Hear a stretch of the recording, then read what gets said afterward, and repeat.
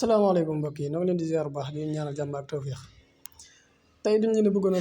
leeral lu am solo la ngir nit ñi bañ cee amati dara luñ ci jiixi jaax lii moom la ñuy wax cryptomonnaie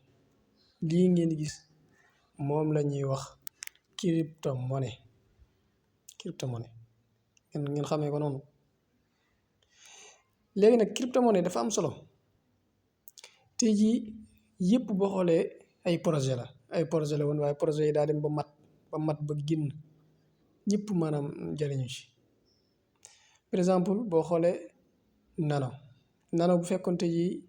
bañ koy lancé ba ñuy lancé projet bu fekkonte yaa ngi doon miine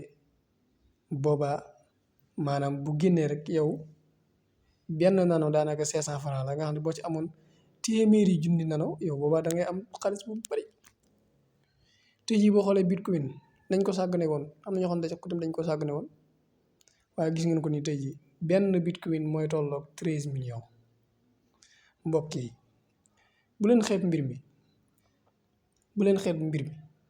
lii lu wér la te du ay caaxaan fi mu toll nii sax moom dafa daa mel ne day wane ne dafa wane ne mi ngi en baisse prix bi dafa baisse mooy 31%. boo xoolee USDT nga xam ne moo tolloog dollar ci kii bu xoolee ma Polygon ak XRP ak Compound boo xoolee 30 000 bi 13 millions moo tax yii kenn du ko xeeb mbokk yi yii kenn du ko xeeb yu wér la yoo xamante ni maanaam dafa daanaka mën naa wax ne jamono jii yëpp moom mooy xaalis bi. amaan na yeneen xeeti cryptomonnaie yi fi am ay Binance ay BNB ay Litecoin boo tey jii boo xooloon Litecoin ak lu mel ne BNB par exemple boo ñëwoon tey jii xool valeur am da ngay gis ne BNB wala boog Litecoin mi ngi toll benn Litecoin mën naa toll ci 40 000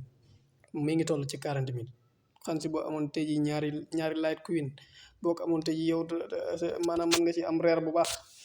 yii maanaam kenn du ko caaxaane dëgg bu wér la na ngeen ko bàyyi xel fi mu ne bii benn Ethereum donc 1 million la kon yii kenn du ko caaxaane